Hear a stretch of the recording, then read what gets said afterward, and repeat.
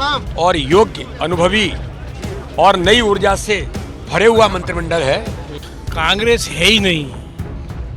कांग्रेस के पास ना नेतृत्व है ना लोग हैं। कांग्रेस तो नील है, कांग्रेस कहीं है ही नहीं। कांग्रेस की तो बात करने ही व्यर्थ है। प्रचंड बहुमतों से हमने विजय प्राप्त की है। किला तो हम ढह चुके हैं, किला तो गया, राजा तो गया। कांग्रेस के नेतृत्व अभी भी दिख गया और आगे भी दिख जाएगा। कि भारतीय जनता पार्टी निश्चित रूप से 29 की 29 लोकसभा सीट विजयश्री हासिल करेगी। कांग्रेस का कितना बड़ा नेता क्यों नहीं आ जाए, कोई दिक्कत नहीं है। 29 की 29 जीतेंगे। और आपकी लोकसभा 1001%। के रखा होगा मंत्री बनने के बाद क्या करना है? राजगढ़ को भोपाल बना देंगे हम। मध्य प्रदेश सरकार में कैबिनेट मंत्री के तौर पर शपथ लेने वाले नारायण सिंह कुशवाहा जी मेरे साथ हैं, उनसे बातचीत करते हैं। नारायण सिंह कुशवाहा जी, आपको एक तो बहुत बहुत बधाई। और क्या प्राथमिकताएं होगी अब ग्वालियर क्षेत्र के लिए? आप सबको भी धन्यवाद। हम मध्य प्रदेश सरकार के मंत्री हैं। पूरे मध्य प्रदेश के लिए प्राथमिकता होंगी, जो भी होंगी। बाद बाकी विधानसभा क्षेत्र की काम अलग हैं, बाकी समस्याएं अलग हैं, पर जो भी विभाग का दायित्व तो सरकार का मिलेगा, उसके पूरे मध्य प्रदेश के काम रहेंगे। लोकसभा चुनाव है सामने, एक बड़ी चुनौती है लोकसभा चुनाव भी आप लोगों के सामने। 5 महीने बाद आप लोगों को फिर एक परीक्षा से गुजरना है।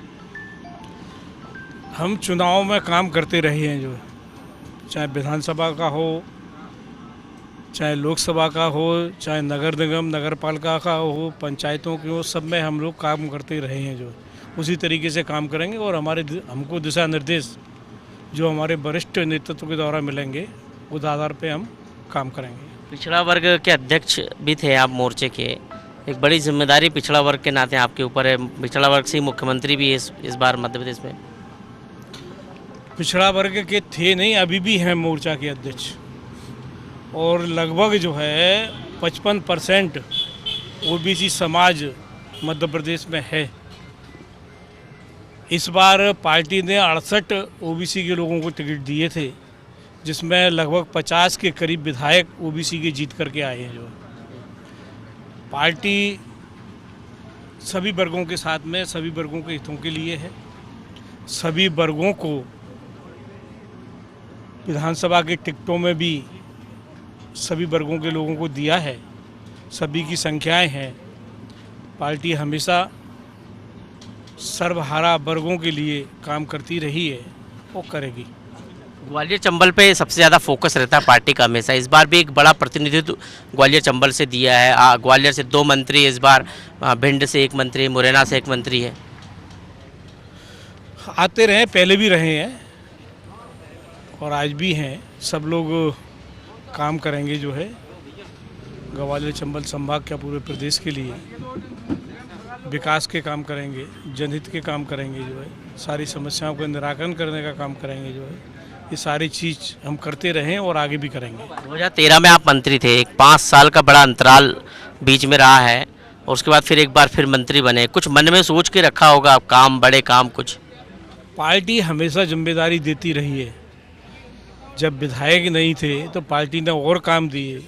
पिछड़ा वर्ग मोर्चा प्रदेश की दायित्व दिया, मौका मिला काम करने का। जो है पार्टी कार्यकर्ता को हर समय 12 महीने कार्यक्रम देती है पार्टी अपने, और कार्यकर्ता पूरे कामों में लगा रहता है। ये जो इस बार का कैबिनेट है, कैसा लग रहा है आपको? कैसा संतुलन बनाया गया, कैसा दिख रहा है कैबिनेट? कैबिनेट जो बनाया है बिल्कुल बढ़िया है, उत्तम है। और हमारे केंद्रीय नेतृत्व, प्रदेश के नेतृत्व ने सारा जो कैबिनेट में मंत्री बनाए हैं, राज्य मंत्री बनाए हैं, सब अच्छी सूझबूझ से अच्छे निर्णय किया है। मैं केंद्रीय नेतृत्व, प्रदेश के नेतृत्व को, पार्टी के वरिष्ठ लोगों को इसके लिए बहुत बहुत धन्यवाद देता हूं कि मुझे भी फिर से मध्य प्रदेश की सरकार में मंत्री के रूप में काम करने का मौका दिया है। अंतिम सवाल, कांग्रेस ने भी अपना नेतृत्व परिवर्तन कर दिया आप लोगों की तरह?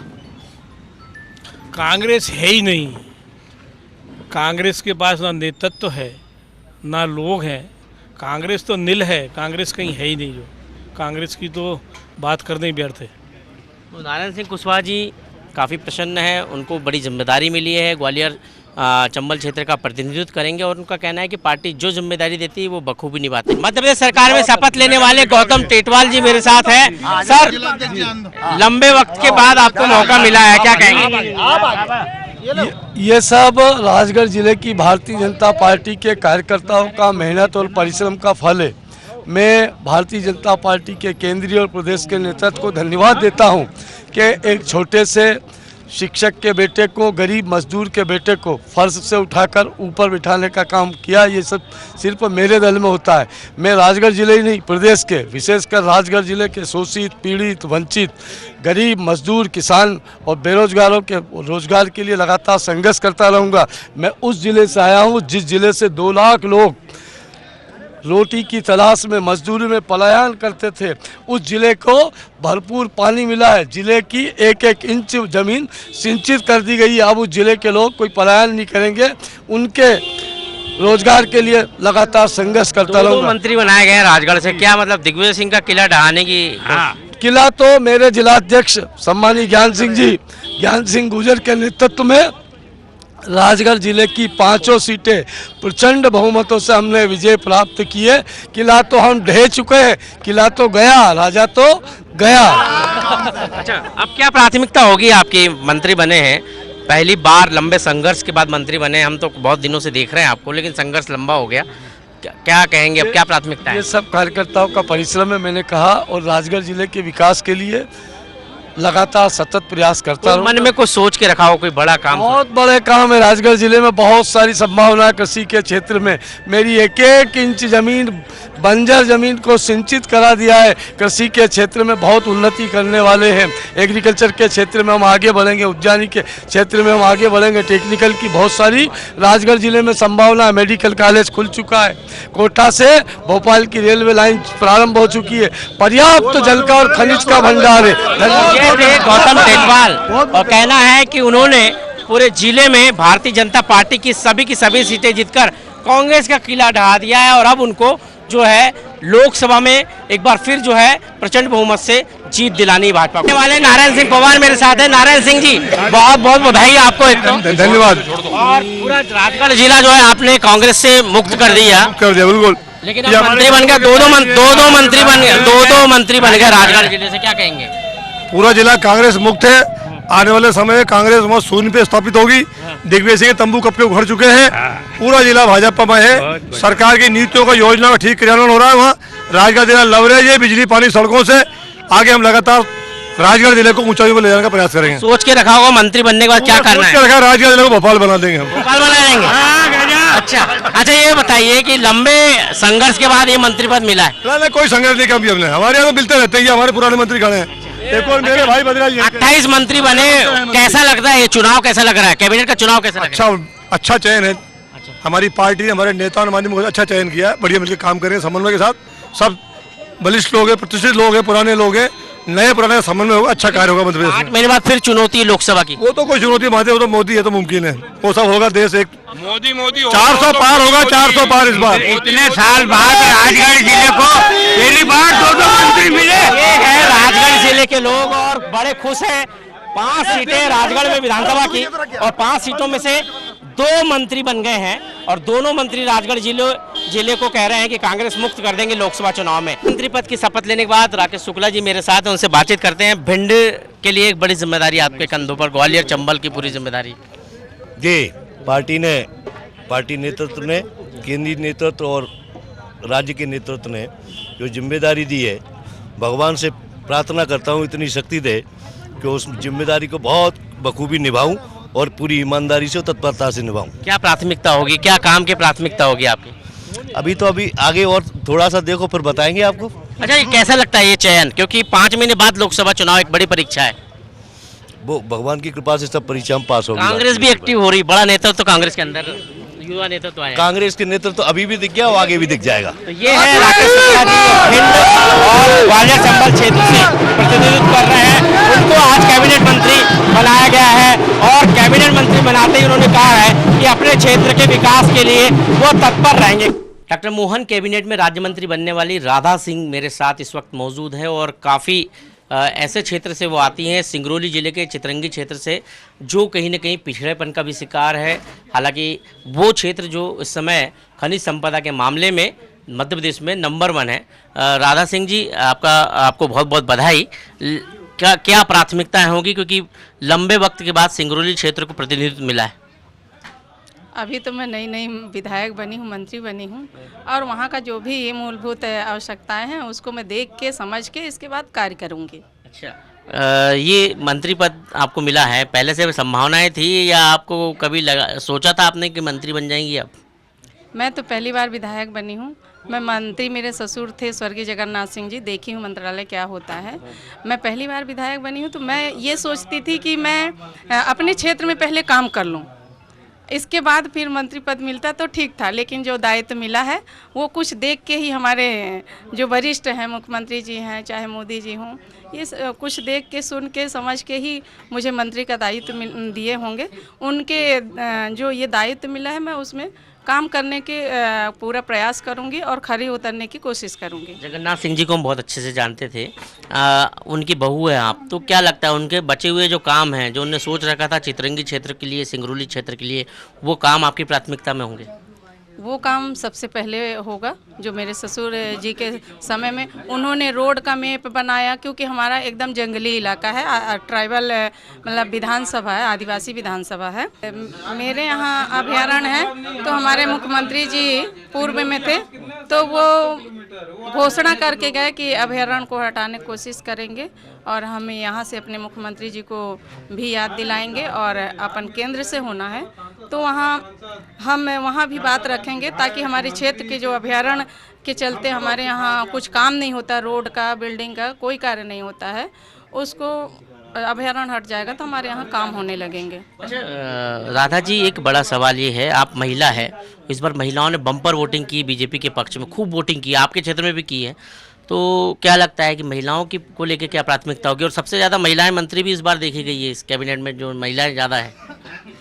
महिलाएं वोटिंग में भी आगे रही हैं, और हमारी सरकार है, भाजपा की सरकार, महिलाओं की चिंता कर रही हैं, और जैसे जो काम उनको कहना चाहिए कि इतनी सुविधा दे रही है सरकार, और आगे भी देगी।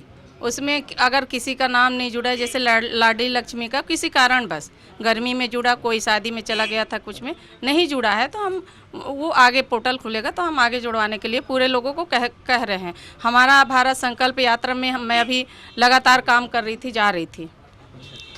अच्छा, ये एक अंतिम सवाल है आपसे, कौन सा विभाग आप लेना पसंद करेगी? मुझे मेरे वरिष्ठ जो भी दे देंगे मुझे स्वीकार है। तो ये थी राधा सिंह जी, इनका कहना है कि जो विभाग मिलेगा उसमें काम करेंगी, लेकिन वो काफ़ी आश्चर्यचकित है, पहली बार के विधायक, और पहली बार के विधायक रहते ही उनको मंत्री बना दिया गया। डॉक्टर मोहन सरकार में कैबिनेट मंत्री की शपथ लेने वाले नागर सिंह चौहान मेरे साथ हैं। एक बड़ी जिम्मेदारी आपको मिली, डायरेक्ट सीधे जो है कैबिनेट मंत्री। देखिए, भारतीय जनता पार्टी का हमारा जो केंद्रीय नेतृत्व है और मध्य प्रदेश का जो नेतृत्व है, माननीय वीडी भाई साहब, माननीय मुख्यमंत्री जी, आदरणीय पूर्व मुख्यमंत्री शिवराज सिंह चौहान, कैलाश जी और प्रहलाद पटेल, और प्रदेश नेतृत्व के कारण मुझे आज मध्य प्रदेश का कैबिनेट का दर्जा मिला है। मैं आपके इस चैनल के माध्यम से भारतीय जनता पार्टी और मध्य प्रदेश की जनता को विश्वास दिलाना चाहता हूं कि मेरी कोशिश ये होगी कि मध्य प्रदेश और केंद्र सरकार की जितनी भी योजना है वो ज़मीन तक और अंतिम व्यक्ति तक पहुँचे, मेरी कोशिश रहेगी। कैबिनेट मंत्री के साथ साथ एक बड़ी जिम्मेदारी ये है कि आप अनुसूचित जनजाति के एक बड़े चेहरे बनने जा रहे हैं। बड़े चेहरों में अब आपका नाम गिनती में आएगा, इसलिए पूरे अनुसूचित जनजाति क्षेत्र का प्रतिनिधित्व आपको करना है। मध्य प्रदेश में हमारी जो आदिवासी सीटें हैं, 47 सीटें हैं और 89 विकास खंड है, ये मेरी जिम्मेदारी होगी। और मध्य प्रदेश की भारतीय जनता पार्टी ने मुझे इसीलिए जवाबदारी दी है। अभी तो मैं मंत्री बना हूँ, मुझे आने वाले समय में क्या विभाग मिलता है, लेकिन मेरी ये कोशिश रहेगी कि मध्य प्रदेश में जो हमारे ट्राइबल्स के लोग हैं, आदिवासी लोग हैं, उनके लिए जो केंद्र की और मध्य प्रदेश की सरकार की जो योजना है वो आम व्यक्ति तक कैसे पहुँचे, ये मेरी प्राथमिकता रहेगी कि उसका सीधे लाभ आम गरीब लोगों को मिलना चाहिए। सोच के रखा होगा ना कि कौन सी जिम्मेदारी आपको मिलना चाहिए। देखिए, भारतीय जनता पार्टी में ये कहना मुश्किल है, अभी मैं मंत्री बना हूँ तो आप मुझसे साक्षात्कार करने के लिए आए हैं, लेकिन आज मैं मंत्री बना हूँ, मैं ये विश्वास दिलाना चाहता हूँ और मुझे विश्वास भी है कि भारतीय जनता पार्टी की जो सरकार है और भारतीय जनता पार्टी का जो संगठन है, मुझे अच्छा विभाग भी मिलेगा, और जब विभाग मिलेगा तब आप और हम अगली बार बैठेंगे। कभी सोचा था आपने कि मंत्री बन जाएंगे, कैबिनेट मंत्री बन जाएंगे? विधायक तो चलो ठीक है, लेकिन कैबिनेट मंत्री बन जाए? देखिए, मैं भारतीय जनता पार्टी का बहुत छोटा सा कार्यकर्ता हूँ, और जब अब मेरे परिवार के बारे में, अभी तो मैं चौथी बार विधायक हूँ, लेकिन मेरी जब शुरुआत राजनीति की हुई है, मैंने कभी सोचा भी नहीं था कि मैं भारतीय जनता पार्टी का 4 बार विधायक बनूंगा और आज मध्य प्रदेश का मंत्री बनूंगा। ये भारतीय जनता पार्टी का संगठन है और पार्टी है कि कार्यकर्ता जो मेहनत करता है, काम करता है, उसको आगे बढ़ने में किसी भी तरह का कोई तकलीफ नहीं है। ये भारतीय जनता पार्टी है। आज आप देखते होंगे देश के प्रधानमंत्री नरेंद्र मोदी, जब उनके परिवार के बारे में जब हम विचार करते हैं, देखते हैं कि वो किस परिवार से आए। मध्य प्रदेश के पूर्व मुख्यमंत्री शिवराज सिंह चौहान को हमने देखा वो किस परिवार के, और आज मध्य प्रदेश के मुख्यमंत्री डॉक्टर मोहन यादव जी, आज मध्य प्रदेश के मुख्यमंत्री, वो भी एक समय में मेरे जैसे छोटे से कार्यकर्ता है। और जो दायित्व भारतीय जनता पार्टी का संगठन जो दायित्व तय करता है, उसके लिए हम लोग तन मन धन रात दिन मेहनत करते हैं। अच्छा, ये बताइए कि ये मंत्री बन गए आप, अब जिम्मेदारी बड़ी हो गई है, लेकिन क्या लोकसभा चुनाव 4-5 महीने बाद है, वो चुनौती नहीं है सबसे बड़ी? दूसरा क्या है कि कांग्रेस ने भी अपना नेतृत्व, युवा नेतृत्व उतार दिया मैदान में, तो ये भी एक बड़ी चुनौती होगी अब। देखिए, सामने लोकसभा चुनाव है। चुनाव जितने भी होते हैं वो सबके लिए चुनौती है, लेकिन मुझे पूरा विश्वास है आज भारतीय जनता पार्टी के पास ऐसा नेता है, देश के प्रधानमंत्री नेता है नरेंद्र मोदी जी, और देश के गृह मंत्री अमित शाह जी जो हैं, और भारतीय जनता पार्टी का जो संगठन है, आज निचले स्तर तक भारतीय जनता पार्टी के संगठन के बारे में आप जब नीचे जाओगे तो मैं भारतीय जनता पार्टी के कार्यकर्ता का होने के नाते, कांग्रेस जब चुनाव में जाएगी और जब हमारा कार्यकर्ता ज़मीन पे काम करेगा तो कांग्रेस बहुत पीछे जाने वाली है लोकसभा में। और मुझे विश्वास है कि मध्य प्रदेश में 29 की 29 लोकसभा सीट भारतीय जनता पार्टी विजयश्री प्राप्त करेगी। कांग्रेस का जो नेतृत्व, उसके लिए क्या कहेंगे, क्योंकि वो भी युवा नेतृत्व है? देखिए, मैं आपको ये कहना चाहता हूँ कि जहाँ से मैं आता हूँ अलीराजपुर, एक ज़माने में भारतीय जनता पार्टी का झंडा उठाने वाला कार्यकर्ता नहीं मिलता था,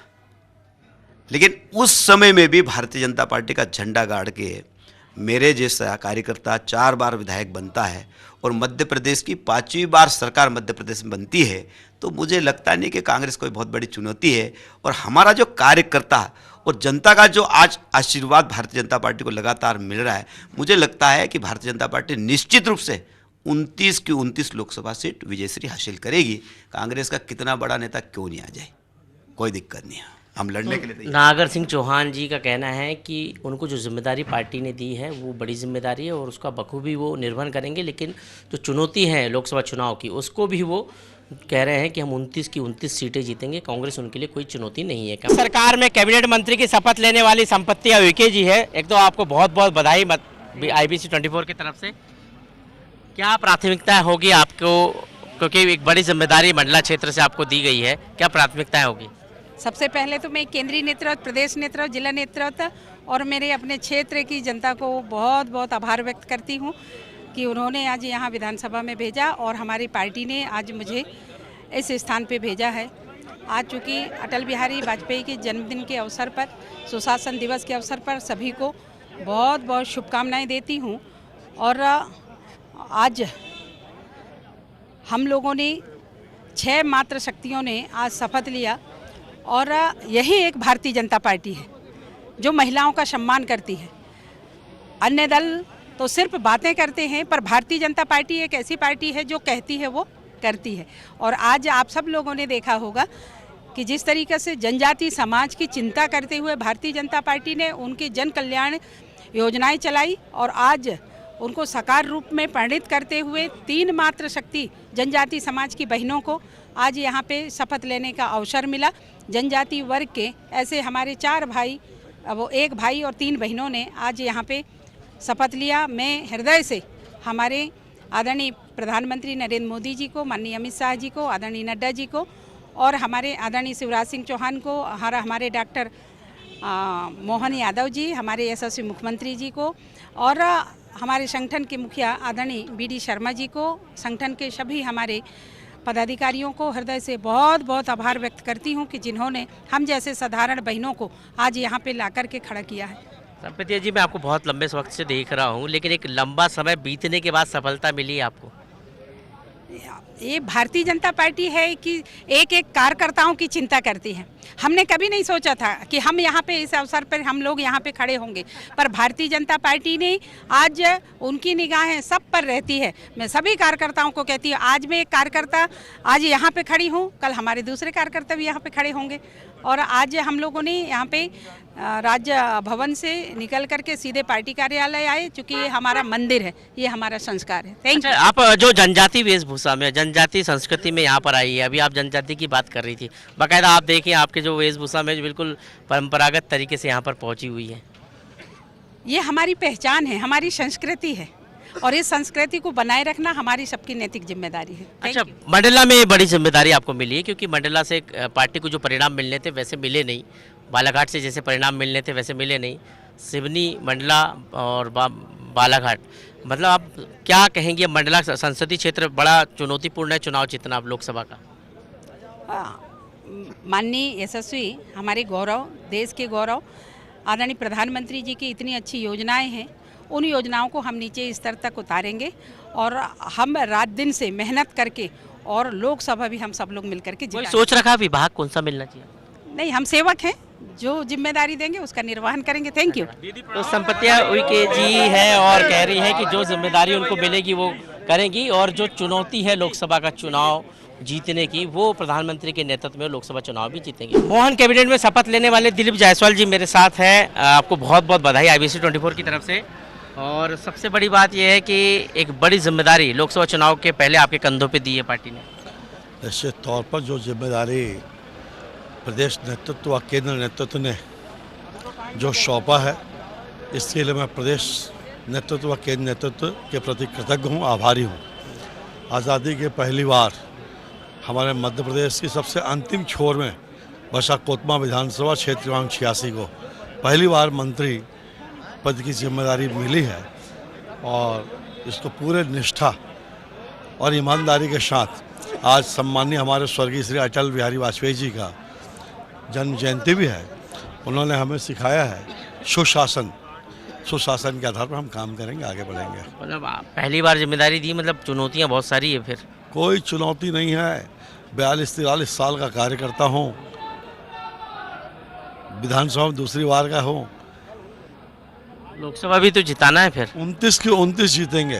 और आपकी लोकसभा 1001%। अच्छा, हाँ, 1001% जीत के आएंगे। अच्छा, कौन सा विभाग सोच के रखा है आपने? कुछ भी नहीं, पार्टी जो भी तय कर देगी, जो जिम्मेदारी देगी हम कुछ तो सोचा होगा कि इस क्षेत्र में काम करना है मुझे। नहीं, कुछ वो क्षेत्र की बात अलग होता, तो किसी भी मंत्रालय में रहते हुए किसी भी क्षेत्र में काम उनको करना है। तो मेरे जो क्षेत्र की जो प्रायोरिटी देखिए, मेरे क्षेत्र में सिंचाई का रकबा मुझको बढ़ाना है, क्योंकि हमारे यहाँ सिंचाई का बहुत अभाव है खेतों में, तो उसका सिंचाई का रकबा बढ़े। और दूसरा कुछ उद्योग स्थापित हो, क्योंकि कोल माइंस एरिया है, आज की तारीख में कोल माइंस वहाँ सब बंद हो रही है।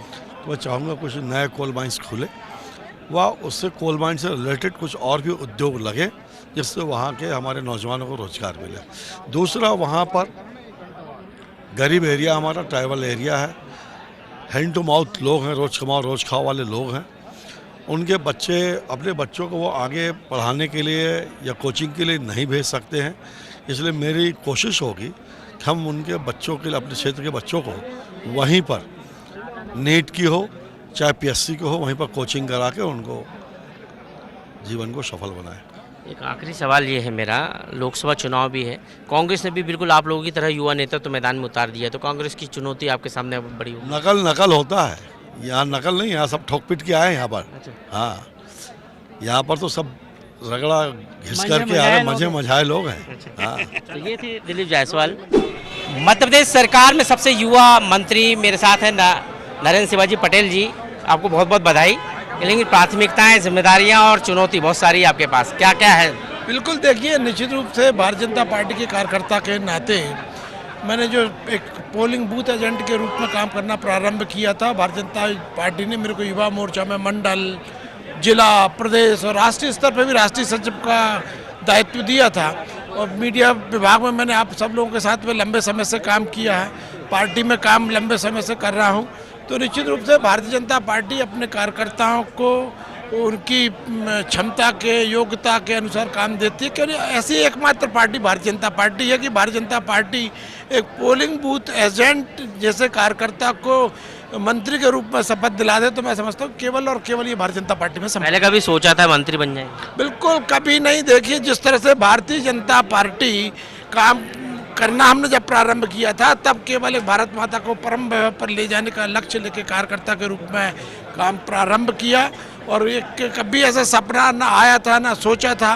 लेकिन भारतीय जनता पार्टी जिस तरह से अब काम कर रही है, जो सबको दिख रहा है, तो मैं समझता हूँ भारतीय जनता पार्टी के सारे कार्यकर्ताओं के लिए केवल गीता का ही एक मंत्र है, कर्मण्येवाधिकारस्ते मा फलेषु कदाचन। लोकसभा चुनाव बड़ी चुनौती है सामने।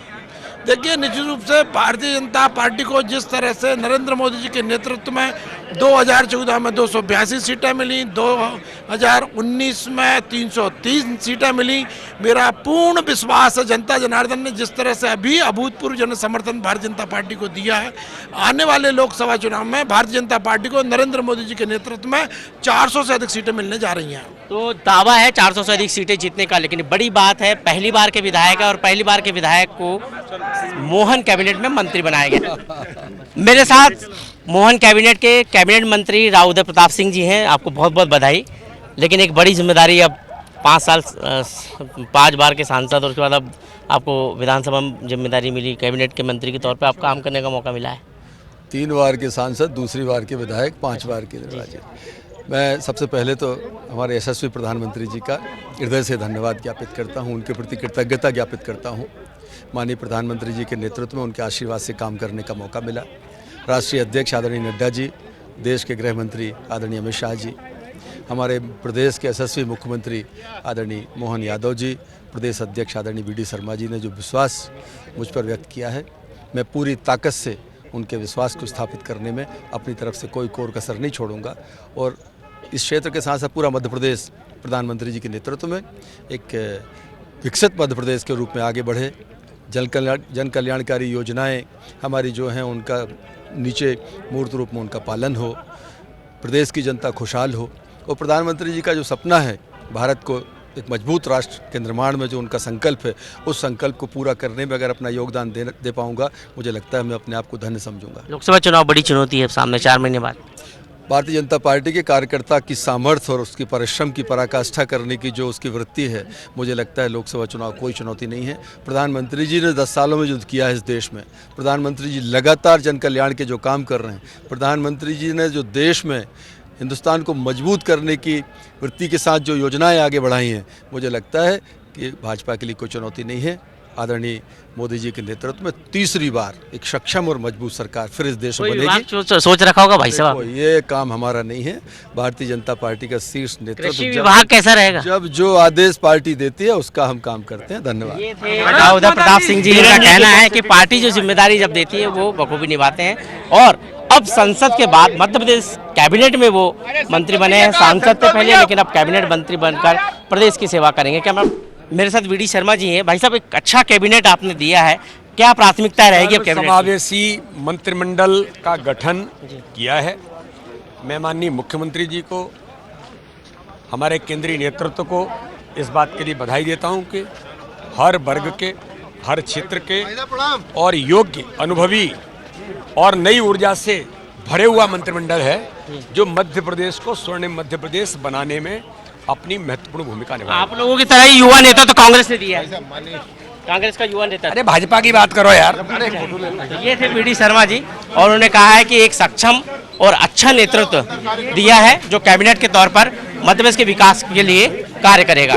मध्य प्रदेश सरकार के कैबिनेट मंत्री चैतन्य कश्यप जी मेरे साथ है। पहली बार आप मंत्री बन रहे हैं, बड़ा कद और बड़ी जिम्मेदारी अब आपको मिली है, क्या कहेंगे? मैं भारतीय जनता पार्टी के नेतृत्व को धन्यवाद देता हूं कि उन्होंने इस दायित्व के योग्य मुझे समझा और इस दायित्व के माध्यम से हम मध्य प्रदेश की जनता की सेवा करेंगे और निश्चित रूप से हमारे मुख्यमंत्री मोहन यादव जी के नेतृत्व में हम मध्य प्रदेश को नंबर 1 राज्य बनाने की ओर आगे ले जाएंगे और देश के प्रधानमंत्री नरेंद्र मोदी जी के नेतृत्व में आज देश भारत पूरी दुनिया का श्रेष्ठ राष्ट्र बनने जा रहा है, उसमें हम मध्य प्रदेश का योगदान स्थापित करेंगे। भाई साहब, रतलाम क्षेत्र आदिवासी बहुल क्षेत्र है, लेकिन एक बड़ी जिम्मेदारी आपके कंधों पे है। क्या विभाग मिलेगा आपको, क्या चाहते हैं आप? विभाग का निर्धारण मुख्यमंत्री जी के विवेक पर है और वे जो भी कार्य देंगे उस कार्य को हम पूर्णतः समर्पण व दायित्व के निष्ठा के साथ में करेंगे। क्या आपने एक नवाचार किया, सभी विधायकों के लिए एक सीख जो कहते हैं वो छोड़ दिया आपने, क्या लगता है ये एक बड़ी चीज़ रही आपके चुनने में? यह मैं पिछले 3 कार्यकाल से कर रहा हूं और निश्चित रूप से इसका एक सकारात्मक असर व्यक्तियों की सोच के अंदर होता है और मुझे लगता है कि हर व्यक्ति अपने अपने हिसाब से इस प्रवृत्ति को अपनाने की कोशिश करता है। आप नवाचार के लिए जाने जाते हैं, मंत्री बन गए, अब आपकी भूमिका बहुत बड़ी है, तो क्या कौन सा नवाचार आपके मन में है, दिल में है? जहां पर आवश्यक होगा, जो नवाचार राज्य की जनता के लिए आवश्यक है, उन नवाचारों को लागू करके और हम राज्य की जनता की सेवा करेंगे और उनके जीवन के विकास के क्रम को हम आगे बढ़ाएंगे और युवाओं के अवसर जो नए नए ला सकते हैं उनको लाने का प्रयास करेंगे। तो ये थे चेतन कश्यप जी और बहुत बड़ी भूमिका में अब आ गए हैं, पहली बार मंत्री बने हैं। हालांकि विधायक लगातार वो बनते आ रहे हैं, लेकिन पहली बार पार्टी ने उनको एक बड़ी जिम्मेदारी दी है। देखिए मेरे साथ प्रतिमा बागरी जी हैं जो मंत्री बनने जा रही हैं, शपथ लेने जा रही हैं और बड़ा संघर्ष उन्होंने किया है। उपचुनाव हार गई थी लेकिन फिर हिम्मत नहीं हारी और 2023 में एक बड़ी जीत के साथ रैगांव सीट से चुनाव जीती हैं। प्रतिमा जी, सबसे पहले तो आपको बधाई, आप मंत्री बनने जा रही हैं। बहुत बहुत धन्यवाद। एक बड़ा संघर्ष आपने किया है इस जगह पे आने के लिए, एक चुनाव हार गई थी, फिर आप 2023 में फिर चुनाव लड़ी और उसके बाद जीती और अब मंत्री बनने जा रही है। पहली बार में भी मंत्री बनने जा रही हैं आप, क्या कहेंगे? देखिए, भारतीय जनता पार्टी संगठन है, कब किस छोटे से कार्यकर्ता को कहाँ पहुँचा दे, बस कार्यकर्ता के अंदर काम करने का भाव होना चाहिए, पार्टी के लिए ईमानदारी से काम करना चाहिए और हर परिस्थिति में पार्टी के साथ होना चाहिए। इसी का परिणाम है कि आज मैं यहाँ हूँ। निष्ठा और ईमानदारी से हमेशा पार्टी का काम किया है और कार्यकर्ताओं के बीच भी रही हूँ, अपने क्षेत्र को नहीं छोड़ा है, हमेशा संपर्क में रही हूँ। उसी का परिणाम कि एक प्रचंड बहुमत के साथ जीत हुई और आज पार्टी इस योग्य समझी कि आज अब कहीं ना कहीं स्थान दे रही है। मंत्री बनने के लिए 2-3 बार, 5 बार, 8 बार के विधायक बनने पड़ते हैं, आप तो पहली बार के विधायक है, पहली बार में आपको मंत्री बना दिया गया है।